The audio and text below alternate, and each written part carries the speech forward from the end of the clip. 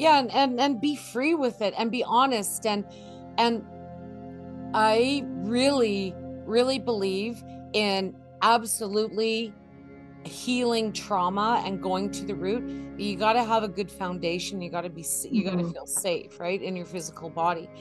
Um, but also through this trauma healing, if you want to call it, it is important to also note that we don't have to go relive these past experiences. Yeah, so you were saying about not having to relive the trauma, not having to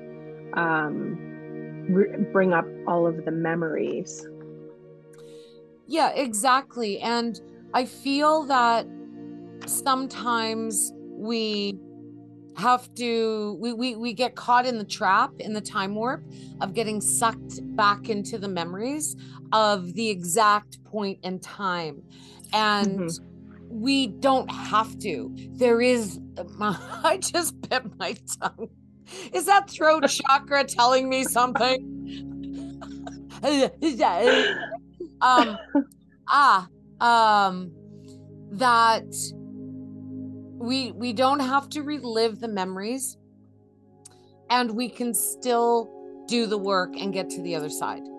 Yeah.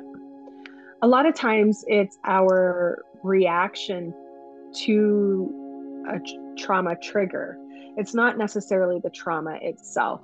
So, a situation can trigger me in the same way that a trauma might have affected me, where I react the same way, but it's not necessarily reliving the trauma. So I need to learn how to,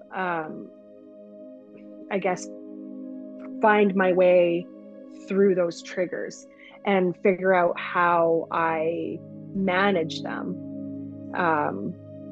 so that I don't always get stuck in them. Yeah, self-regulation in the moment. Mm-hmm. And it's like we get to the top of the roller coaster. Everybody, the whole freaking world keeps going down the roller coaster, and we are stuck at the top of the roller coaster Mm-hmm. looking down. And that is scary AF, like huge. It is, yeah. And it's, as much as that experience is very energetic and heightened, it is the attachment that we have, to piggyback off of what you're saying about trauma. And it's the attachment that we have to that experience, because two people can go through a very heightened experience and have two very different outcomes. And really, trauma is a heightened state of arousal that doesn't stop, and it gets stuck in the subconscious. So we can go down many rabbit holes. And when Absolutely. you, exactly, and when you like, follow, and even share the Strong and Sexy Soul with Lisa and Chantal, the word will get out, and you will understand. You'll know our backgrounds. You'll know the authenticity, the legitimacy, the credibility, and the experience that we have to help women learn from the past versus living in the past. And that frickin' takes time, man. Like, it's not an instant thing, yet that instance can be planting the seed to go from unconscious incompetent to conscious incompetent, which we'll talk about later. So yeah, I feel that that's really important, Lisa. And just you having that awareness, right? Like, having that consciousness that this is what I want to do. I'm putting it out there. It's not it's not just like a dream I have.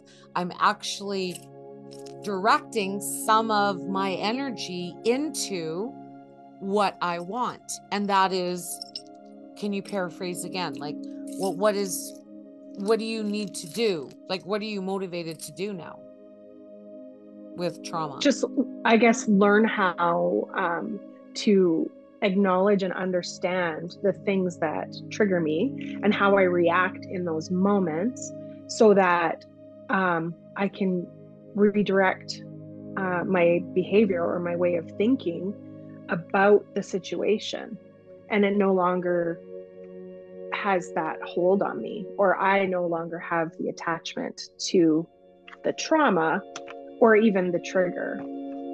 So I think I think that is an important distinction, is not reliving the trauma, but understanding and learning how to manage your triggers.